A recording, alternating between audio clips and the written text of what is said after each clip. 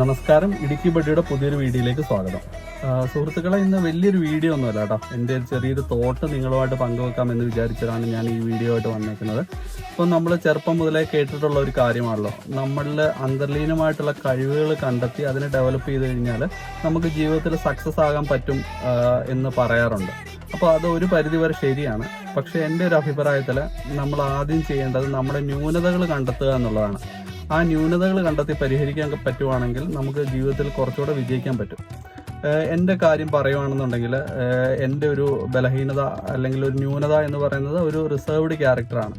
അപ്പം പുതിയ ഒരു വ്യക്തിയെ കണ്ടെത്തി അവരുമായിട്ട് പരിചയപ്പെട്ട് മുമ്പോട്ട് വരുന്നതിനൊക്കെ എനിക്ക് കുറച്ച് ബുദ്ധിമുട്ടുണ്ട്. അത് ജന്മസിദ്ധമാണ്. അത് നമുക്ക് വേണം എന്നുണ്ടെങ്കിൽ പരിഹരിക്കാൻ പറ്റും.